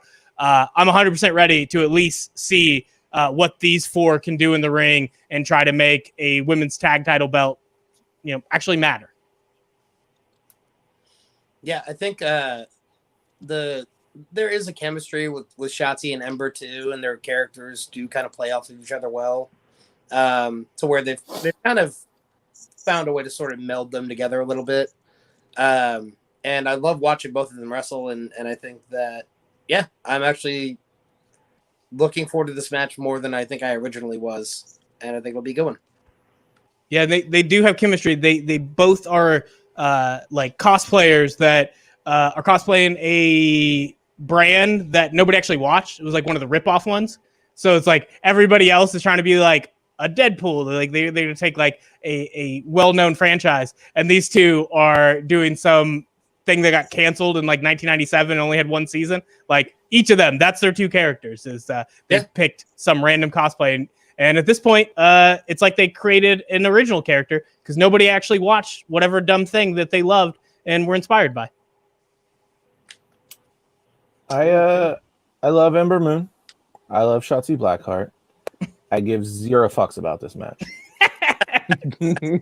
Like, Candice is fine. What she can wrestle, which is I feel like we've been saying about a lot of people throughout this pod. Yeah, but even then, I feel like she needs a partner, and both of those girls are good. But yeah, I guess she has hit the annoying heel level of where, no, actually you annoy me and I don't care. Which is a compliment, but it doesn't help sell tickets for me. I give a lot more shit about the women's championship. I mean, it's on the same level as the main roster one. I don't care about this. And part of that's probably because they're not teams. Shotzi and Ember are close. They need a name. Maybe I'll give a shit when they had it, like when they seem like they're a name. And they seem like a group. But right now, I'll watch it because it's going to be on. But otherwise, I would fast forward it or go make a drink like I'm going to do right now. But that's my opinion. So that's fair. I will say that I didn't expect that the team that randomly got thrown together is the better, like, that's a team, but you're probably right. I think Candice LeRae should have been partnered up with Raquel Gonzalez, like, and that's not to say that what they're currently doing with her as the bodyguard is not working, and this would be like the better pair up, but it definitely would have been better for Candice LeRae. She needs something that matches that story. If you're going to give her a partner, it needs to be somebody who is big, strong, particularly to protect the tiny little person that can wrestle. Basically what her partner is. Yeah, like, and that's I'm a not bringing my story. secretary to fight you. Like, no. So yeah, should have got her a big bad to be the partner. That's been one of those things where I put this in I can't think off the top of my head other wrestlers that I've described this way, but Candice LeRae and Johnny Gargano are in that boat. Maybe like the early on Baron Corbin when I was giving him positive for his mic stuff. It's like nothing you're doing is good or great, but you've went from being sloppy on the mic to delivering it like, efficiently. And that's at least a step, because if you get into a good program, you get into a spot, I know you're not going to be awful on the mic. That's kind of the leap that Johnny Gargano and Candice LeRae have made. They're finally comfortable talking on the mic, where before they were just not good. Like they couldn't get through a promo confidently. Now they might be overconfident because they're not realizing they're not doing anything worth a fuck. So that's where those two are currently. I still think that's a step forward. Just doesn't, once again, to steal Nate's word choice is, essentially that it doesn't sell. Like that's literally the best way to describe Candice LeRae and what she does. Really talented in the ring. That when you talk about like a good hand, that's what she would be, and that's what Johnny Gargano has been for the most part, even if he's had big time NXT matches. But those guys can't sell tickets. Like they're not the ones who are going to do anything entertaining. So not nearly as entertaining as Nate's process during this podcast. Thank you. Sums it up perfectly though. It's like, hey, how would you sum up your opinion on Candice LeRae's character? It's just the sound of vodka pouring into a glass. I don't know. You could hear it. My bad. So. Yeah, I have nothing else for them. They don't matter. We're done. Is there anything else from NXT Stand and Deliver before we get to the reason we're here? An hour and 20 minutes in. WrestleMania 2 nights. This podcast is going to be just as long as that show. As a one-off, Pete Dunne versus Kushida is going to be... I don't really know the story going into it. I know it's going to be a fucking banger. So, and that's it. That's all it needs to be. I just want to know if anyone else picked up on... Nate's breathing really got heavier when that liquid started pouring. He was really looking forward to it. You're all sweaty now, Nate. Shit, it's a lot of stairs up here. But, I am excited for the Io Shirai Gonzalez match. Yeah, I think they finally built somebody female-wise who is large and seems threatening. That athletic enough to put on a good match. I feel like it's intriguing that she was the bodyguard. She's not a diesel though. Like she seems like she could actually go. So I see a potential of like we're gonna build a character. Whether she wins or not, she could come out this a star, or she's gonna come out looking like shit. But it's a very big potential, and Io Shirai is a great one to be able to push that. So actually, I agree that all these other matches do sound like they're just going to be bangers, and it didn't matter. This one I feel like has been a build that they never made like the main event to then be a surprise. That one I'm looking forward to, even if it does fail. I'll have to wait and see the video package. I didn't see enough of the build. And generally speaking, with these two superstars, I have no expectations for Gonzalez. And then Io Shirai is the like penciled in, like she's gonna do some crazy shit. So get excited for when the match happens. But I will reserve judgment until I actually get to see a video package and we'll let you know whether I agree on the build and how they've done that. But going to WrestleMania 37 preview, once again, the 2 nights thing, which I feel like still surprised the hell out of me. Like, I know we already did it last year, but it, like, even though it was meant to happen, it still felt like that was only a COVID thing. It was like, well, we did that because they're stuck on a soundstage. And then, like, to get again this year, they're like, we're bringing people back, and it's 2 nights. And I'm like, oh, yeah, that was the plan all along. It's like, we're getting 2 nights. And I remember back when it was 1 night, and people were like, there's so many people. People don't, like, there's wrestlers that aren't getting a chance, not getting the time. This should be 2 nights. We definitely have enough material to fill up 2 nights. And I'll blame the pandemic, but yeah, I don't think this is 2 nights worthy when I'm looking at the group of matches on here. Now, there are things I'm excited about, and I hope to talk about that more, but I do want to open up with that sort of complaints because that's this show's bread and butter. Let's just attack this for being ridiculous. Are you guys in agreement with me that this just doesn't look like there's nearly enough on this card for it to be split into a 2-night event for WrestleMania? No, definitely not. No reason for it. Okay, I guess I disagree, but not. I guess yes, we need a I guess you might have a valid point that, like, there's some shit I don't give a fuck about already, but a 6 to 7 hour long event, I'm not a fan of. Like, I would much rather watch 3.5 hours one night, 3.5 hours another night, and have a nap in between than the long. So even after last year, even going into this year, even with bringing fans back, I hope they continue that because it's too much wrestling no matter how many matches they do for one night. I mean, can rewatch last 5 before last year and realize you just wasted your entire afternoon. Like, I think it's a good thing that they're going that route. I mean, look at Wrestle Kingdom. They do it in 2 nights. I think it also is nice that, like, if you do those matches where it's like the winner of this goes on to the next night. Like, they would have had the Daniel Bryan at WrestleMania 30, his match with Triple H the night before, and then him the next night, would have worked just as good. No, definitely not. I disagree. What? How? The persistence of having to go through a match with Triple H and then just to do that to get into the final, and that puts all the odds against you that much more, that's a way better story. I'm also a fan the story still would have been there. Maybe I'm biased.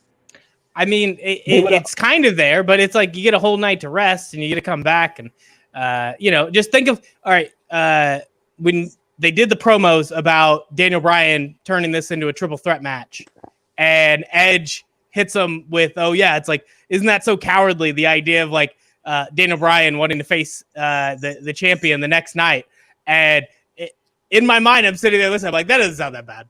Like, and that's not me just being on the side of Daniel Bryan during that thinking he's the face in this face-off. It's like, no, that's not as big of a deal as needing to fight twice in a night.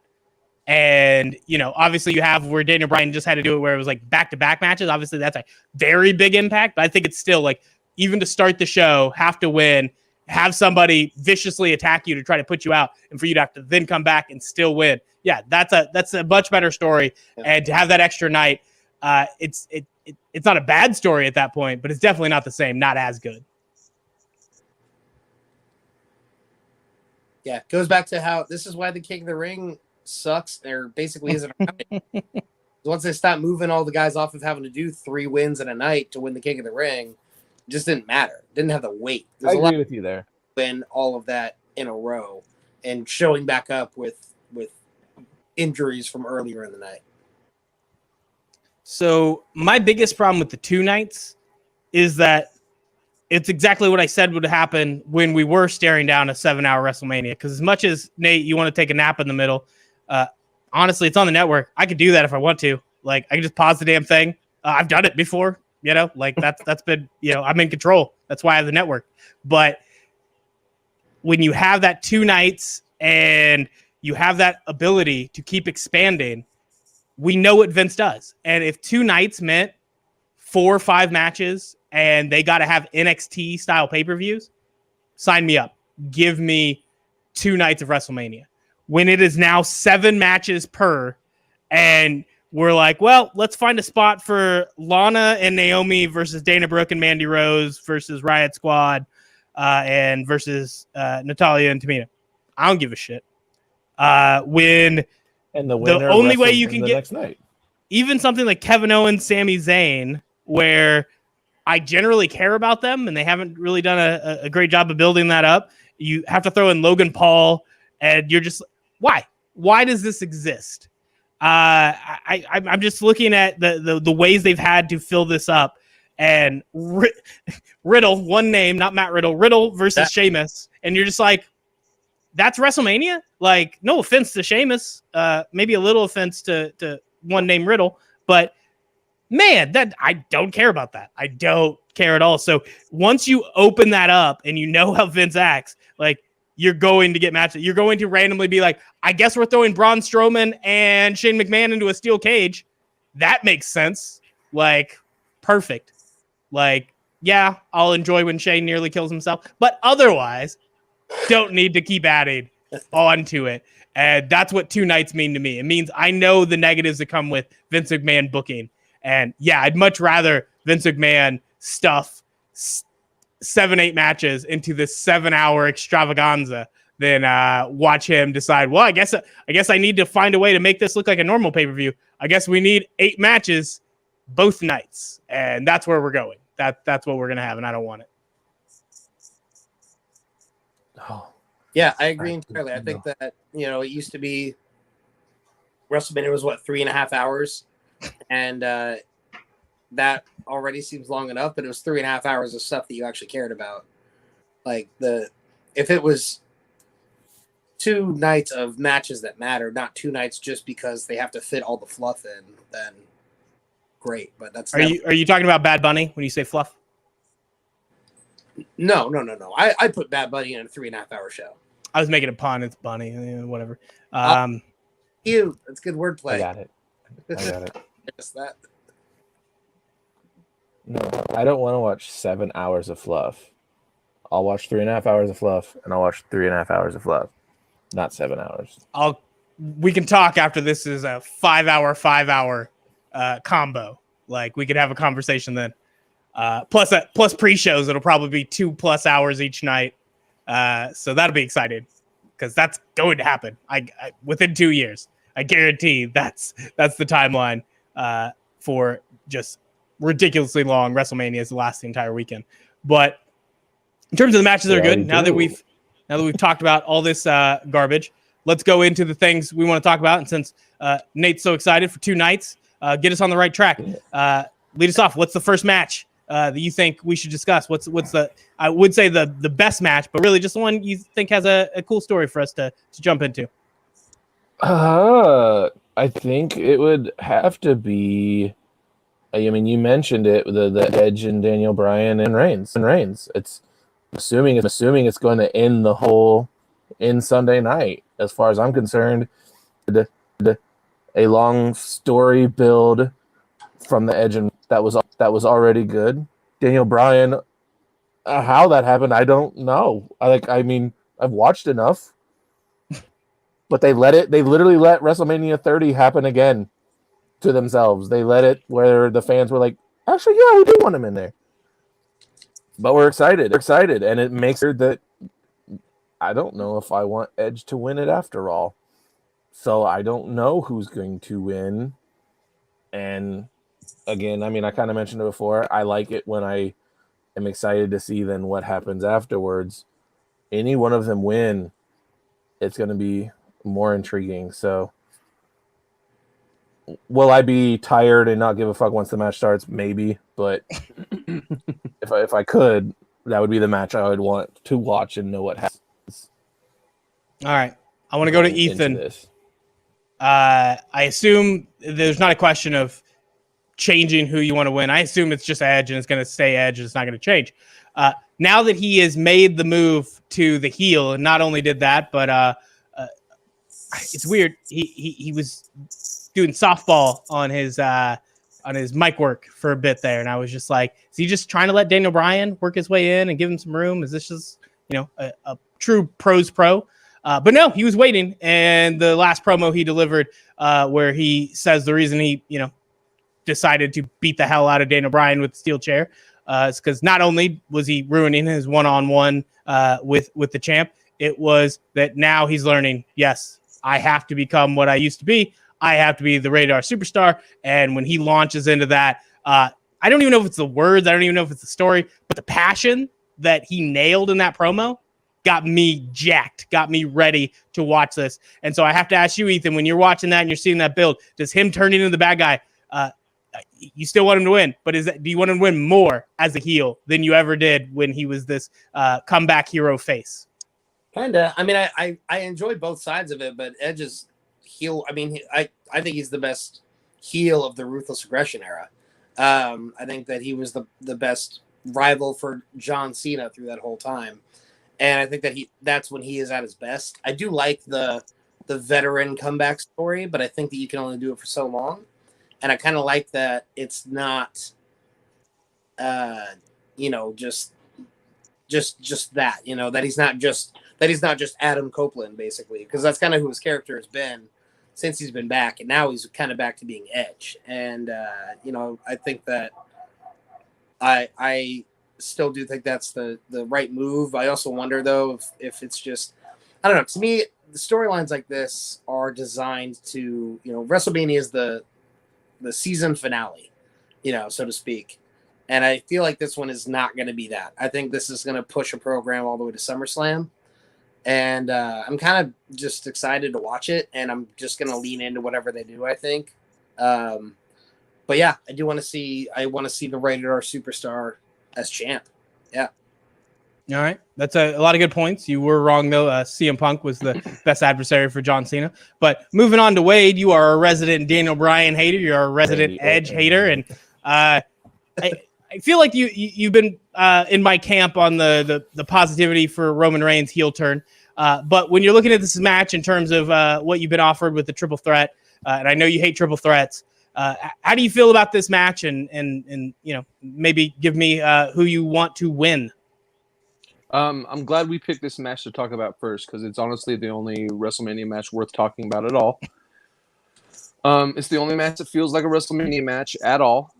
That being said, Daniel Bryan sucks. Edge sucks. Go Roman.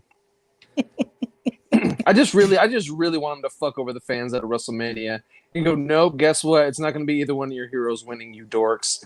More Roman. Wade is just sitting in a dark room while he's sitting here and stewing about. I thought it was just a face floating. I didn't even know. Make a like a high, make a hidey ho. I ain't gonna lie. I don't think I have. SmackDown might be the show I watch the least because I do shit on Fridays, but I wouldn't be surprised to see Roman win. I think you can. He has done such an amazing job as a heel. The fact that he has this family thing, you can keep going with that, no problem. Mm-hmm. Daniel Bryan and Edge can move on. They can continue with him, or they could go off and fight themselves. And like you know what I mean? Like it. I really don't see. If anything, at this point, from what I have seen, I almost feel like Edge would be the least popular winner because you have the face of Bryan, and then you have the Roman, but Roman has just done a good job of doing it, and I agree. Whoever said that, like, yeah, he's basically an Adam Copeland. I'm like, I'm not a fan of Adam. I'm a fan of Edge. So that now that he's being it, that's fine. But you got to build Edge. We haven't built Edge. We had Edge for a week. We have Edge coming Friday. So I'm not sold on that yet. Like since the Royal Rumble, they've screwed up so much of their Royal Rumble winners that I don't know if I want either of them to win when they're They really should be the definitely winners want- almost every year. I definitely want Bianca Belair to win. I feel like them messing it up doesn't change my course on that. It's like, I wish you did better, you assholes, but I want Bianca to win. Out of men's and the two women's, that's probably the one I care about the least. And it was the one I cared about the most coming out. Like it was number one in January, and now it's. No. Yeah, I told you it would happen. I mean, we knew where we were going. We knew it was gonna. Like, they didn't start off on the right foot, and I was like, "There's no way Vince fixes this. He thinks it's fine. He thinks it's working." Asuka and Rhea Ripley, I think the benefit is that they haven't had the longest of builds, so I just want to watch them fight. So yeah, I'm probably more excited for that, but if for an outcome, like, I don't care if Asuka wins, I don't care if Rhea Ripley wins. I need Bianca Belair to get the belt, and I need them to from there fix it. Because honestly, they didn't do that build very well. But I'm still just going to blame Sasha. And I don't know how much is just I can't stop doing that. And, it's Vince putting Sasha in positions to fail. But Bianca did the best she could with absolutely nothing. That the back and forth that they've had, stupid story, didn't need it to happen. Doesn't even make sense. You just throw in Carmella's, like, sidekick, and you're why is this happening? And then he's already moved on. Yeah. So none of it's made sense. It's made them both where they could have found a rhythm. They are just unable to put over what is a nonsensical story. When the story told itself, it didn't need anything.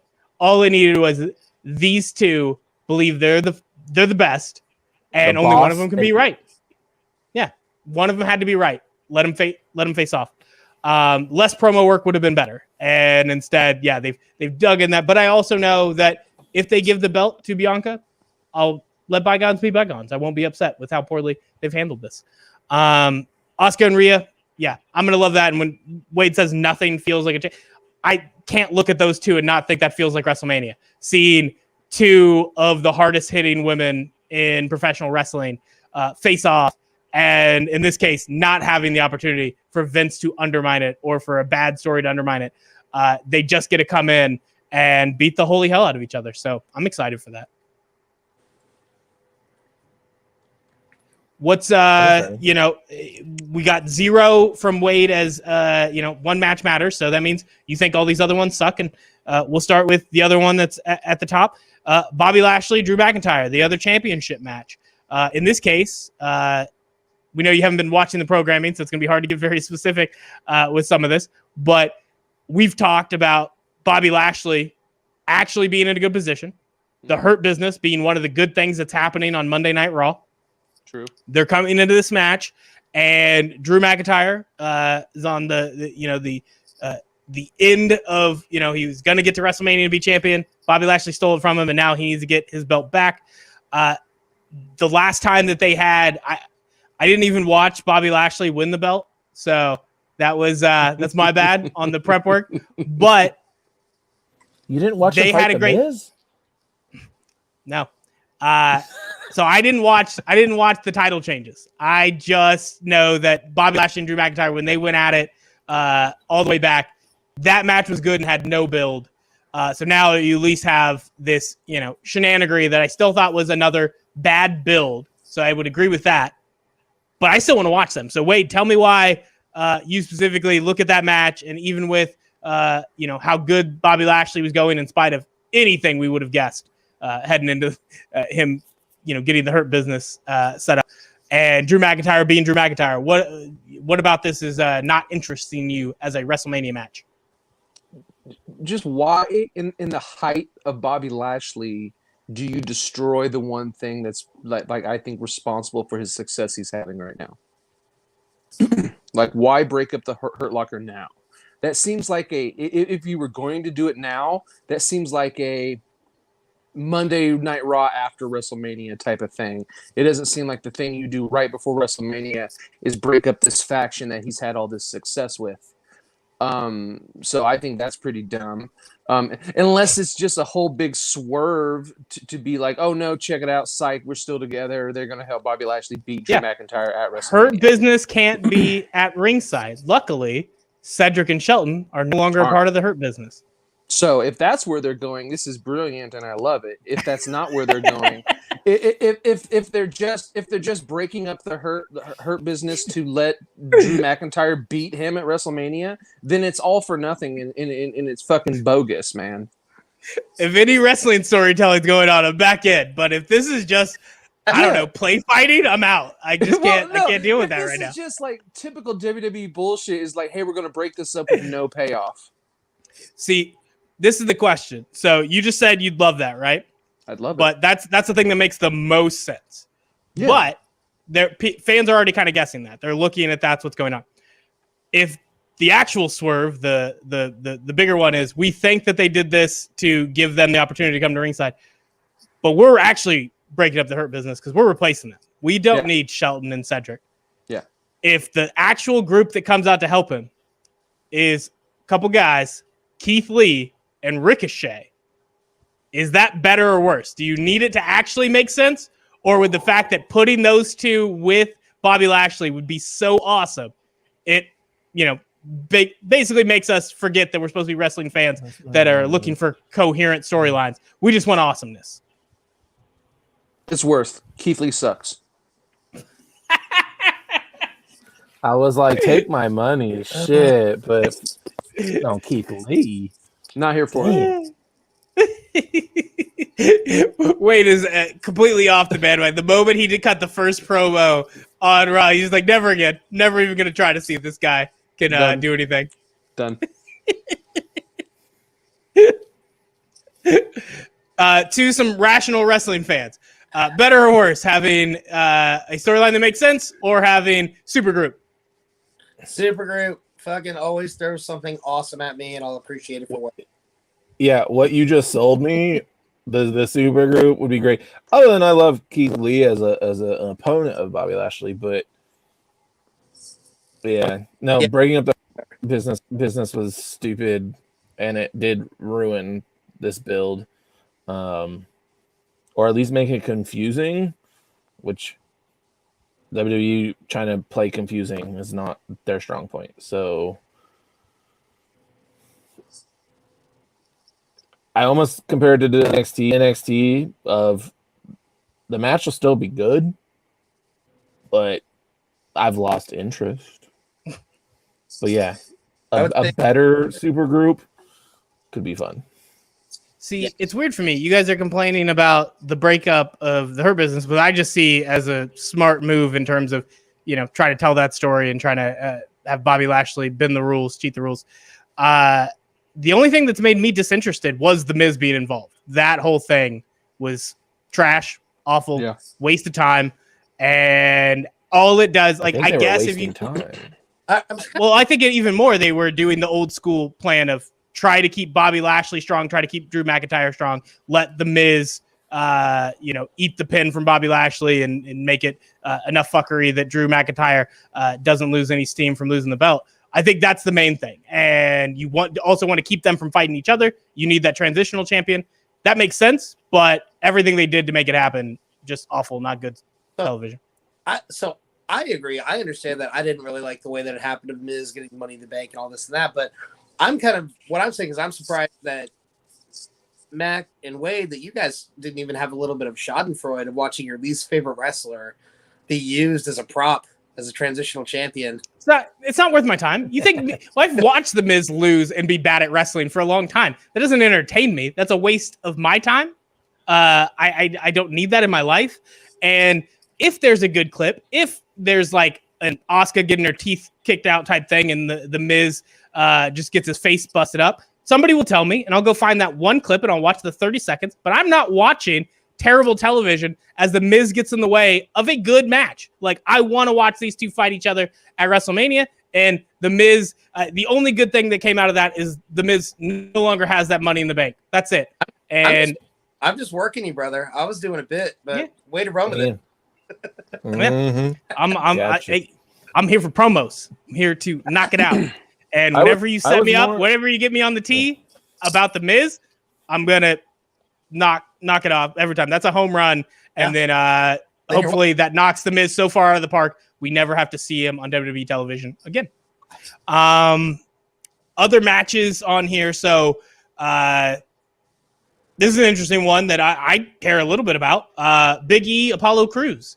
This is one that I'm still scared with Apollo Crews doing the accent and walking around with a spear. And anytime that happens and Vince McMahon's in charge, I'm scared. But I was listening to Kaz. He was a former WWE writer, and then he's one of the co-hosts on the Masked Man show on The Ringer. And he pushed it as, okay, this is kind of like the taking the spear type thing where it's saying you have a certain imagery in your head and Apollo Crews is here to destroy that and say you can have pride in your heritage being Nigerian. Yes, that could be a great story. And I just don't imagine that, but 6 months in, there's going to be something where Vince makes this god-awfully racist. There's just no way around it. There's no way it doesn't happen. And I agree. Yes, there could be empowerment, but that's not exactly Vince's strong suit. No. It's good. Yeah, but when he lets him do it at the beginning, like that gives me hope. The fact that there was runway for Apollo Crews to do it in a way that seems good. And I guess it helps that the face-off is Big E delivering one of the best promos I've seen in a while. He got me juiced. He went biblical, and it made me feel biblical about how good this match could be, how much hate Big E has for Apollo Crews. It's hard. They haven't fought each other for that long, and Big E still made me believe that he hates Apollo that much and is that angry about it. And yeah, I at least want to see them fight each other. Not a big fan of this Nigerian drum fight idea, but the rest of it, I'm willing to give it a chance. Willing to see what happens. Yeah, I'm pretty sure what happened was 3 months ago, Vince McMahon finally watched Black Panther. Like, that has to be what happened. I think it's more likely. I was just going to say it's more likely Apollo did the voice once. And at some point, somebody made a reference about Black Panther. Yeah. And, Vince was like, wait, that movie was popular? That made billions of dollars? Well, then let me try to make somebody be that. Which is also, I ain't gonna lie, I just feel like it's been a long-running theme in the last year where all of the African-American wrestlers wrestle each other. The Hurt Business has been wrestling the New Day, and then they were wrestling Ricochet, and then they were wrestling, and now Big E is wrestling Apollo Crews. It's like, why is it always together? But had me concerned. Now, am I liking that Apollo actually seems to have something to go on? Because he's never had a character. That makes me excited. I don't know. I kind of almost would like him to win because otherwise he's just going to fall by the wayside of you had a cool character or an exciting character and then you lose again.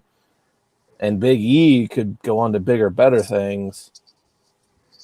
So I want to see it. I don't know what I want the outcome to be. That's my take. All right. Anybody else? Well, you guys keep saying that someone must have saw Black Panther and that's where they got Apollo Crews, but it's clear that someone saw Coming to America 2 because this new gimmick is dog shit. That's my take. I didn't see it, but I can't say you're wrong. It's hot fucking garbage. So you weren't smart enough to figure that out from the trailer? You decided you had to sit through hour and 45 minutes or however long it is? I'm a glutton for punishment. Why do you think I'm still watching wrestling?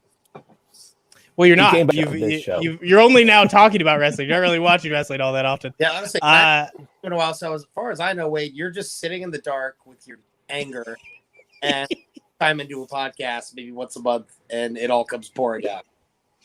I just want to be included.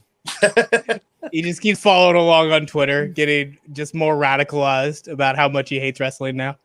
I try to look at other stuff on here. So I'll give somebody else if there's anything else to talk about. Are we going to make it out of here without at least discussing the Fiend and how? No, I Don't care. They have not announced if this isn't going to be a Firefly Funhouse match, is it? Because it needs to be. It ought to be. I guess they haven't announced it. Nope, just a singles match on Wiki. It's a singles match right now, so I don't know. I can imagine it. I don't know. If it's just a singles match, it doesn't make any sense. This should be a cinematic match. So I think if it's a cinematic match, it might be one of the best highlights of this WrestleMania. Here's the problem. Cinematic match takes away the whole point of at least what Wade believes is happening, which is that the man who is the Fiend that we see all burnt up, crisp up, is not Bray Wyatt, is somebody different. And if you have a cinematic match, that doesn't mean anything. Like you just camera cut and it can be Bray Wyatt. But if we happen to get what I'm almost certain will happen, which is we're going to see Bray Wyatt and we're going to see the Fiend in the same place at the same time, can't be a cinematic match. It needs to be a regular match, no cuts. I need to see live in the bottom corner, and then I need to see those two standing together as they scare the shit out of Randy Orton and beat the hell out of him. And then we got our new tag champs. So okay, I'm excited. You totally turned me around on that actually. In about 20. That was not meant to sell you. That was not going to be a positive, Ethan. Their tag name's going to be Original Recipe and Extra Crispy. So fucking hold on tight, boys. It's gonna be a ride. Yeah. What a bunch of dog shit this has turned into. Like this new melted clown fucking stinks. And like we all know we're just gonna get like a double doink moment in the middle of the ring, and it's gonna be fucking lame. And they're gonna put roaches on the screen again to like, hey, remember when we did this shitty thing? Now it's funny. It's so bad. Like I don't get it. I don't get why. Like, is he turning into something underneath it? Because it looks like just the white part of the mask is falling off, but he's all Freddy Kruegered under it, and like it's too fucking much. Like how can your character just be I'm the same character but I'm melted now? Well, if when this happened and I said we don't need a costume change, I said don't do this, don't do it, and Wade was right there like nope.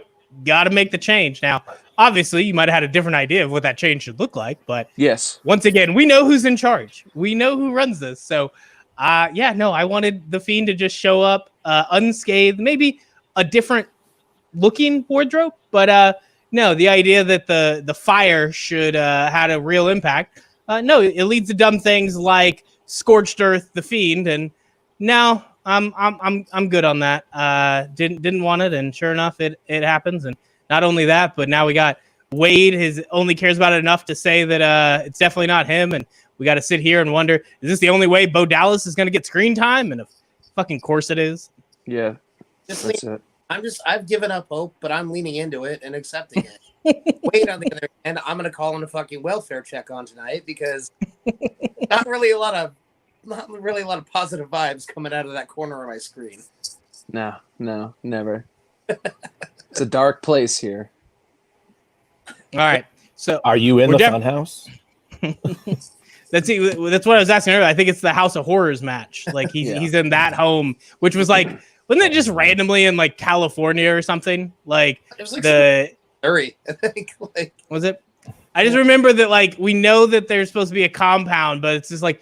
So Bray Wyatt just has random real estate property in wherever they go and have pay-per-views. And they're like, yeah, he's got some dolls over there in this random house. Like, a lot of stuff that if you look too closely and try to figure out the kayfabe story of it, leaves you a little confused. But I don't want to talk about that anymore. It's terrible. One that was, I alluded to it earlier, and man, They suck me back in. This is how easy I am. The Kevin Owens, Sami Zayn. The last time we had talked, I had mentioned that the Sami Zayn, everything they've had for him has been worthless. It's a character that when he had people around him, I at least enjoyed his character work, even if I was like, well, where the hell is this going? Then he loses those people. And for months, where the hell is he going? And I don't know when they started to do the conspiracy theory stuff. and I don't know if it ever mattered. But I did, watch him do the documentary trailer, and I just think any segment where you have to go get Logan Paul, I'm probably gonna hate. And somehow by the end of it, that documentary, I was laughing about as hard as the closest is something very similar is when they had the fashion police do their fashion files. Like, I built off nothing, didn't care, hated this, was mad. It was bad enough that I didn't care about a Kevin Owens Sami Zayn match. By the end of that promo on the most recent SmackDown, yeah, I'm back in. I at least want to see Kevin Owens try to beat the delusion out of Sami Zayn. And if hopefully that means Logan Paul gets hit with a steel chair. That's all I need. So Logan Paul actually showed up? Because I didn't see it. He was part of the interview and wasn't actually that bad.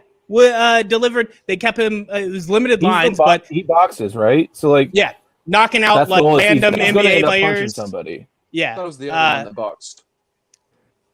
What's the other one's name? Jake. Isn't there a Jake Paul that boxes? Oh, then Jake Paul is the boxer. Yeah. Yeah, Logan. Whatever. One of them is, and one of them was to fight like Mayweather. Yeah. No, Logan and in Paul's fairness, the Japanese Suicide Force guy. Aren't they actually brothers? But they're brothers. They're not just named. They're actually brothers, right? I think they're brothers. Yeah. Yeah. Look like the same douchebag, which there's a bunch of those guys, so it could easily just not be related. But when you have that same face, same hair, and same last name, and both people that got rich off of being douchebags on YouTube, and I'm not knocking that. I'm trying it myself and hoping it works out. At least give me some money to be here. But yeah, to be that person, yeah, I assume they were related. And yeah, it's my bad. I got those mixed up. But he delivered. He got pushed by Kevin Owens. So maybe the final reveal is actually they bring Jake Paul to come out and try to fight Kevin Owens. I don't know. I don't know what's happening. But I'm at least interested now. There's no reason to be. I guess they can put on a good match and, similar to the Fashion Files. I was never really interested in any of the Fashion Police matches based off of that, but I enjoyed that it was on television every week. So, have Sami Zayn bring that if you're not going to give him a real story, and that's fine for me. And Kevin Owens is getting slightly better at stunners. They don't look like they're going to paralyze people. So, solid. I want them to paralyze people. Well, no, but I mean, like, in kayfabe, you want it to look like that, but I don't want it to look like a botch and he just Nia Jax somebody. Like, he's getting closer to effective his stunner. back is getting destroyed by doing every single one, so it's not. I just hope that he does it a little bit better. Like, it's been awkward for a while. So that's fair. It's better than Cena's. So. Let's talk for 20 minutes about Braun Strowman, Shane McMahon. Did anybody even know how that happened? Anybody know how that guy's good? So that's all we have for this episode. I don't know why that's there. I don't understand why Bad Bunny is trying to do real wrestling matches and then you put him with The Miz, which I guess in fairness, that's not a match where I have to worry about The Miz ruining somebody's match by being a bad wrestler. So I guess it makes sense if you think about it. It's a good move. Well, it's a tag but team I don't match care. now. Is it? I thought it was. And Damian Priest. Oh, good. Yeah, they that's what it just says. confirmed it yesterday. Okay, that's better. See, I thought they were like like managers on the outside. Okay, no, it's set up to make Damian Priest look good. Yeah, he's about to look like a boss in that. Yep. I can hear every time. Every time I've seen The Miz, he's just so good at putting people over during matches. He makes them look like $1 million every time. So, yeah, that's don't care about that. We've knocked out all the negatives. Is there anything else left? Because we are just going to get out of here. And I know this was bad for a preview, but honestly, was more focused on the recap for AEW Revolution. Wanted to knock that out, and then we can get a little more excited, hopefully, if there's some good stuff that actually happens on WrestleMania. Or we'll be back again. Wade will be in the dark. We'll have him on Suicide Watch, and we'll get through a WrestleMania recap. But anything left to hit from any of the stuff we've talked about before we finish this on up? I got nothing. Nope. Bam. Nah. The new Nailed it. Long week of wrestling. I'll say that. Go again, Ethan. We couldn't hear you. The new design for the IWGP Heavyweight title looks like garbage. It does. It looks Agreed. bad. And I think that they really fucked up and took away a lot of good lineage. That's all I got to say about that. Do you think that there was like some belt like master who was like really good at making belts and then like he died like 10 years ago? Because every new belt is garbage. I don't know what's happened, but it's like somebody had all of the experience creating belts and then like we just lost it. Like it's just gone. Taking, but yeah, probably tragic. Yeah. Crazy I heard stuff. That's a nice sad note to end on. I heard people compare it to Cody Rhodes' tattoo. I was like, you agree? It's pretty fucking good. I was like, why does it look like this like weird upside down triangle thing? See, I enjoyed when they made the like shitty TNT championship belt, and sure enough, it was like that was to get your mind off the tattoo. That was a smart move. It didn't work because that's how bad that tattoo is, but they tried. So yeah, belts really endangered species. They just they don't know how to make a good belt anymore. What are the men's tag team championship belt? Like, are there any matches? No. For the AEW, There's New Day and AJ Styles and okay, yeah. for the I Raw. want to see what he can do. Yeah, Okay, I do remember that I'd like one. to see him. Show is so long. It's okay. It's 2 days. Yeah. Anyway, So what about SmackDown's? I don't even know who SmackDown's tag team. Oh, is it the Dirty that's why we don't know. The Dirty God damn it! Dogs. How did we get through this whole thing and not get to talk about that fucking train wreck? Which what is it? I don't know what it is. they're called the Dirty Dogs. It is Dolph Ziggler, Bobby Roode. Bobby Roode has now lost his theme music entirely, so they only come out to Dolph Ziggler's, and they're wearing blue jean jackets with, I guess, Dirty Dog imagery. I didn't take the time to look at the damn shit, but these two guys, like, are you telling me that that's a gimmick Vince came up with? Because I know Vince gimmicks. They suck, but they usually have a very stereotypical dumb thing. This is the type of randomness that's two guys that it's like, well, we don't have anything else for you. If you want to create something, Dolph, you've been here long enough, go for it. I feel like this is straight out of the mind of dumbass Dolph Ziggler, and then Bobby Roode's just not smart enough to say no to anything anymore. Because what the hell is that gimmick?